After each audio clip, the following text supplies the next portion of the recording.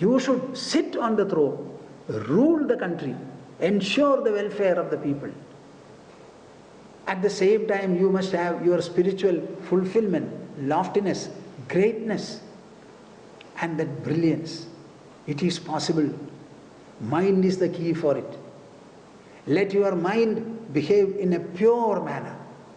Let the purity come to the mind and the resultant expansion also, and live an elevated life, a defying life, fulfilling life, and be very enchanting in whatever you do. Samvedya varjidam anuttamameghamadyam samvitpadam vigalanam kalayan mahatman. What did I say in the Siddha Gita portion? Darshana prathama bhasam atmanam samupasmahe. We are worshipping, we are contemplating, worshipping in the form of a contemplation, that primordial presence which divides itself into drashta, drishya and darshana. Here he says, samvedya varjidam anuttamam ekamadyam samvitpadam vigalanam kalayan mahatman. See the manner in which Vasishtha addresses the little prince, Rama. Mahatman, you have been hearing me for long, for a number of days. Whatever little constriction you had in your mind, narrowness you had in your personality, all that has completely gone. You have become an extensive presence now, mentally. So you are a very great soul, noble soul. Hey Mahatman, samvitpadam vigalanam kalayan. Normally with the mind, what do you think about? You think about the objects, either sight or sound or smell or taste or touch. When you are on the dining table, you are after tongue. When you are putting on a dress, you are after sight and touch. One it is taste, another it is touch.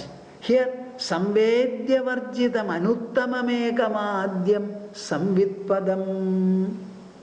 There is something called consciousness. Find out what is the abode of this consciousness.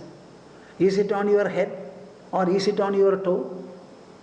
Is it anywhere in the body in particular, or this consciousness itself is different from and transcending matter and energy? From where so many thoughts are arising? From where do imaginations spring? What is that area or arena where plurality of experiences come? The same mind becomes loving. The same mind becomes hateful. The same mind becomes jealous. The same mind becomes intolerant. The same mind becomes competitive. What is this? What is that single mind becoming many? What is this wonderful transformation? So it seems to be having an intrinsic power by virtue of which all these different plural emotions are generated. What is that samvitpadam? What is that abode of consciousness? All imaginations proceed from there, but that cannot be imagined. It is darshana prathama bhasa. It is before the division, the threefold division of drashta, drishya and darshana. Vikalanam, samvedya varjidam, anuttamam, egam, adyam. These are the descriptions. Samvedya means the thinkable, the perceptible. It is, in other words, a mind devoid of all thought. A consciousness without any object reflection. Object reflection. Nothing is there. It is like a mirror which is supposed to be reflecting, but no object to be reflected is there in front. What will be the nature of that mirror? Suppose you take a mirror and show it in front of the sky, where there is no object at all. That also will be reflected inside the mirror. So there will be an infinite reflection inside of nothing. Something similar to that. samvedya varjidam anuttamam. And that is the super best position. Ekamadyam, that is the primordial state of the consciousness. And that is singular. That is the abode of consciousness. Can you take your mind away from thought, away from emotion, away from knowledge, away from ignorance, away from doubt, away from fascination, away from repulsion? Transcend all these things and contemplate upon that pure, primordial, serene, homogeneous presence. Kalayan Mahatman. And by reflecting upon this supreme, primordial presence, Hridyeva Tishtha, firmly be seated in your own inner heart. Kalanarahitaha. Have no imaginations this way or that way. Desire not, hate not, be not jealous, be not fascinated, be not repelled. Do not think of a friend, do not think of an enemy, do not think of yesterday, do not think of tomorrow, do not aspire for a heaven, and do not be resentful about a hell. Kalanarahita. Be full and abundant within you. Like space fills all the objects, this consciousness also fills throughout within you.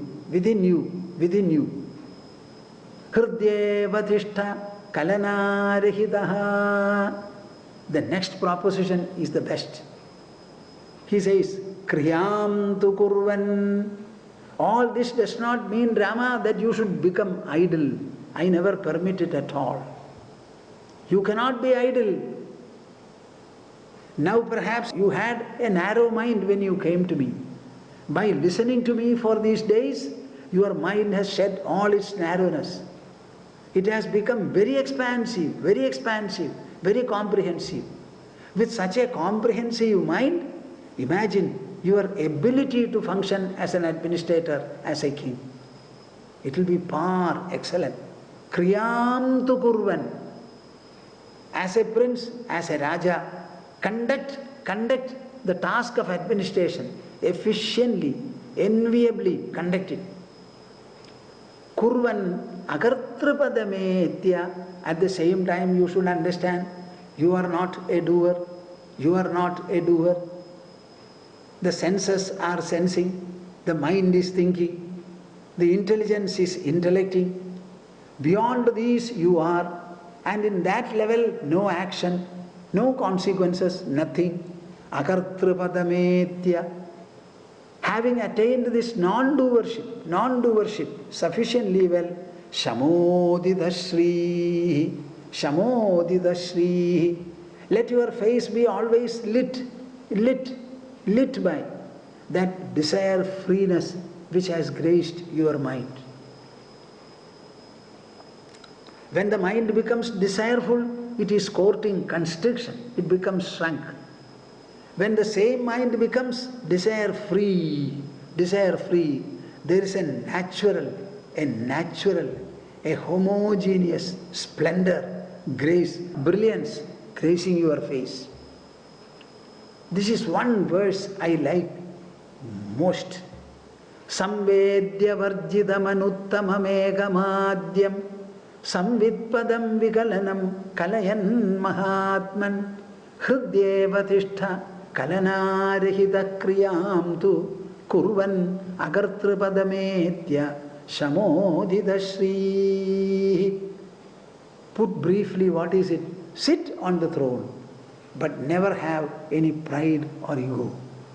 Act immensely throughout, but understand that you are a non-actor incarnate. Let your mind function in a multi-pronged manner, but never be subdued, never quote any crisscross emotions. Your whole inside should be an embodiment of homogeneity, uniformity, evenness, singularity and transcendence. I sometimes wonder, am I just using words or do they mean anything for you? I am using words, no doubt, but every word that comes out of my mouth, I feel that word is really suggesting something.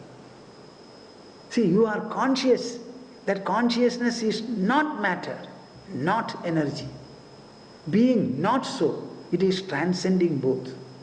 Once it transcends both, no worldly effect will be caused to it. It remains impenetrable to the world. It becomes imperishable to the maximum. And it becomes transcendent for everything in this world. Such a personality you carry by becoming conscious of it. Conscious of it. That is what he says. Samvidpadam vigalanam kalayan mahatman. Do not think of gold. Do not think of silver. Do not think of earth. Do not think of heaven or hell. Think, if at all, of consciousness which is transcendent, and which is not at a distance, which is you yourself. My hands, my face, my tongue, the whole body, the surroundings, all are interpenetrated by it, penetrated by it. Its very nature is permeation, pervadingness. Like sky is permeating, this consciousness is all the more permeating. Kurvan agartrapadamethya shamodidashri. I shall recite 2 more verses from Yoga Vasishta in this connection. They are also extremely dear to me. And to my superb delight and fulfillment, the last line of one of these verses was written in a managing director's room. It was Dr. Sridharan, DMRC managing director. He wrote this particular line in his office. I am mentioning this only to make you understand that this is a friend and a message of the administrator. I am very sorry that our administrators, in spite of their intellectual excellence, they are very much averse to the spiritual treasure. Either averse or they turn their back towards it.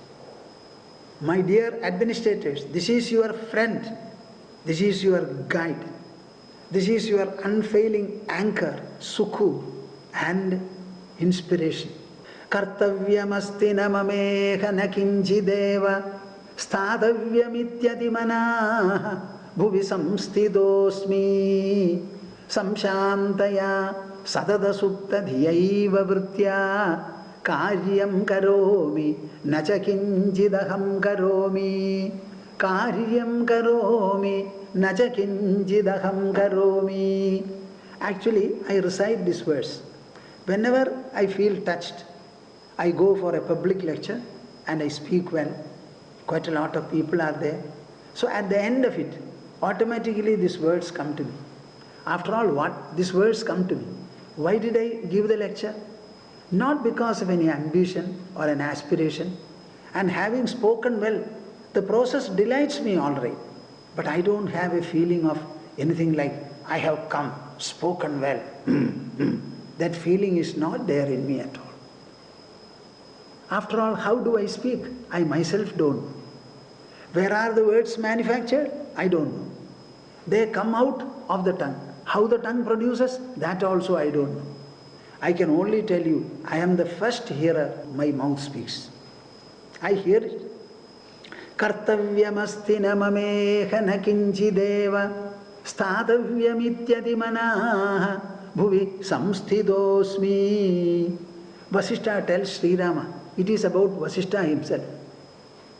I called you and I wanted to give you a sound gospel so that you will be relieved of your disgust and despair. It is true that I am giving you a very good sermon, a very good philosophy.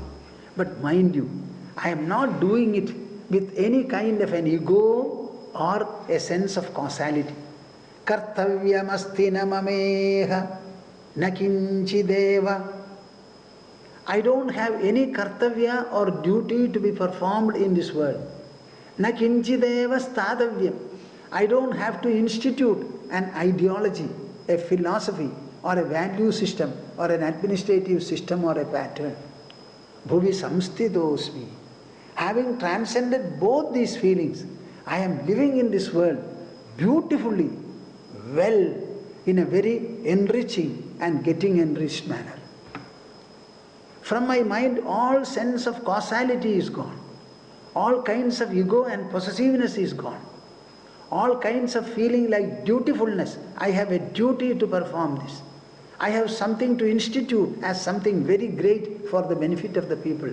No such feelings assail my mind. I am free, like the autumn sky, free of clouds. Samshantaya sadada suptadhiyaiva vritya. Samshantaya. Because the mind is free from all kinds of sense of duty and also sense of institution, it has become very quiescent, calm, quiet.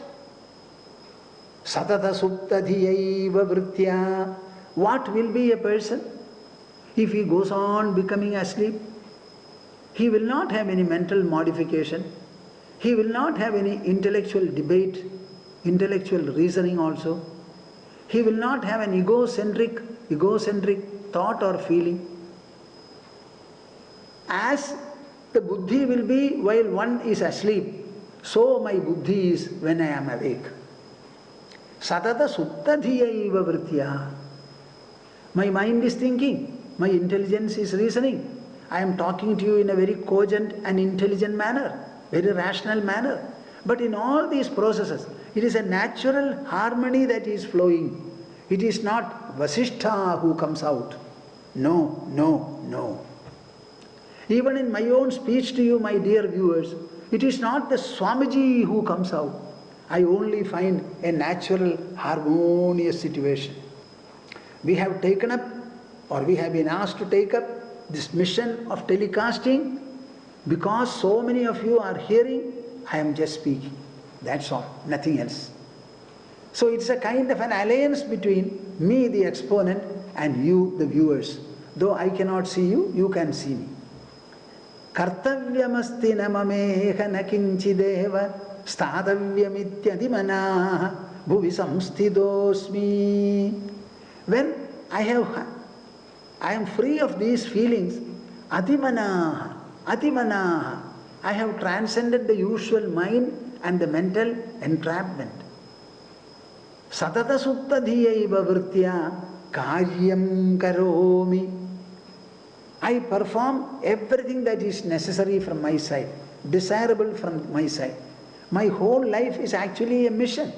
Mission. Like the earth has a mission, air has a mission, water has a mission, sun and moon have missions. In the same manner, my whole life also is a mission.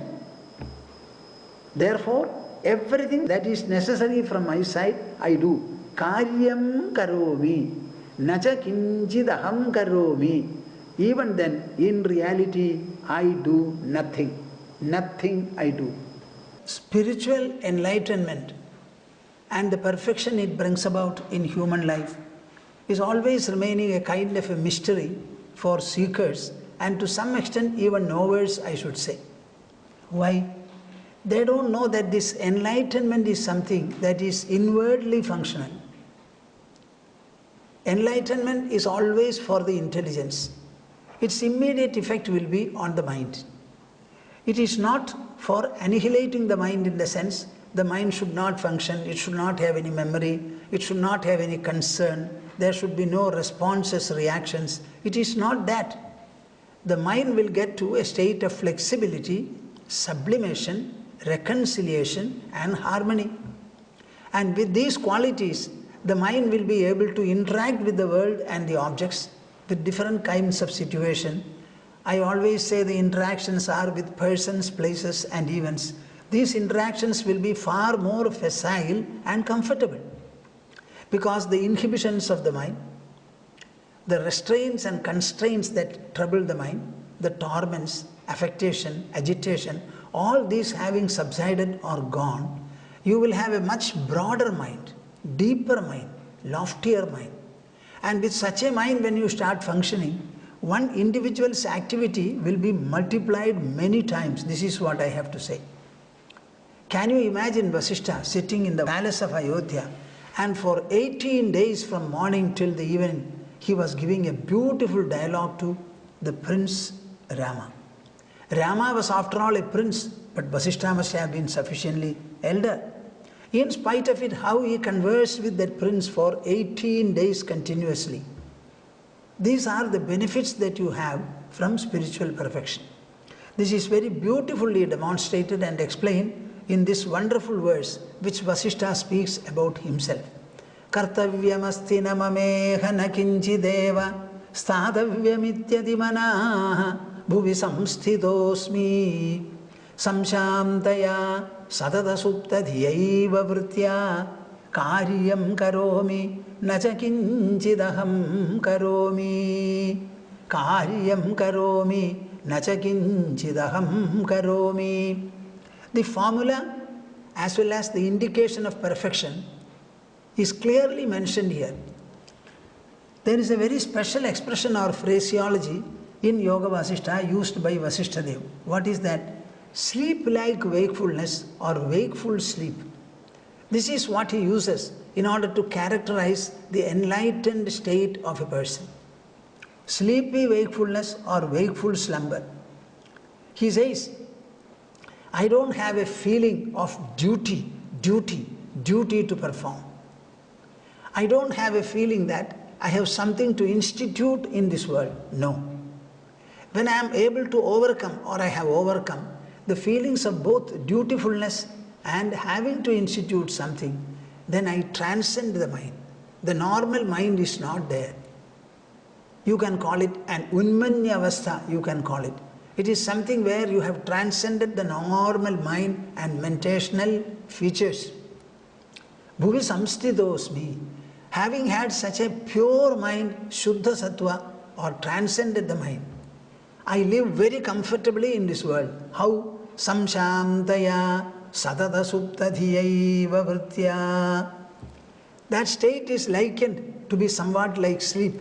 In sleep, the full man is available. In wakefulness, your senses are active, mind is active, intelligence is active, you are tormented, afflicted, agitated, confronted, you have discomfitures, so many things are there. But when you are asleep, the same person has gone into sleep.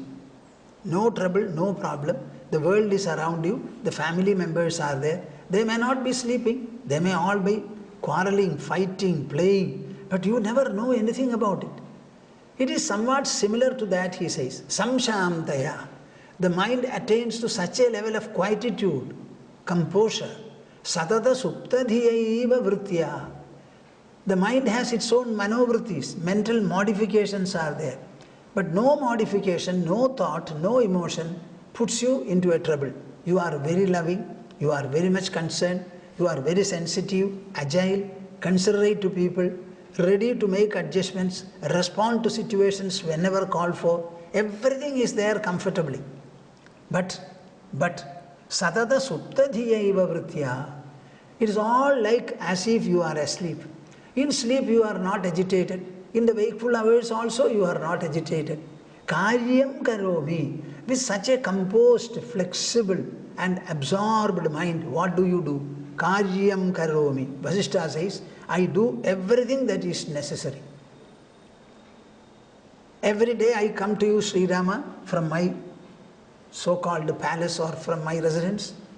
You all bring me here. In the evening I go back. Next morning I am again available. My routines in the house, they are also managed. Samshandaya sadada suptadhiyaiva vritya. It is not that the mind is still or inactive. The mind is active. It is vibrant with all the possible sensitivity and concern that are necessary. But it does not have any subjective adverse impact. In this manner, karyam karomi, whatever is to be done from time to time, I do. Nacha kinchid aham karomi.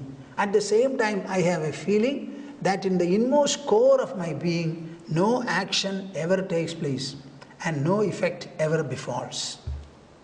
I am perfectly still and poised. You cannot say Vasishtha has acquired this much of punya, Vasishtha has incurred so much of papa. I am beyond papa and punya, beyond duty or non-duty. I am beyond any bondage or liberation. All these are completely nullified. My mind has transcended all these. This is the wonderful state. It is an active state, it is an interactional state, it is a very sublime one. But internally there is so much of calm, quietude and quiescent nature that we are not the least bothered about it. It is such a beautiful situation. Samshantaya sadada sukta dhiyaiva vritya karyam karomi nacha kinchidaham karomi. I would like to recite one more verse from Yoga Vasishtha Ramayana for all of you. Vasishtha is advising Sri Rama, Vishwa prapancha rajaneyama satya rupa na satya rupa manudhavati Rama tajnaha tajnosi shantakalanosi niramayosi nityoditosi bhavasundara shantashokaha. Rama, you have been listening to me for so many days now.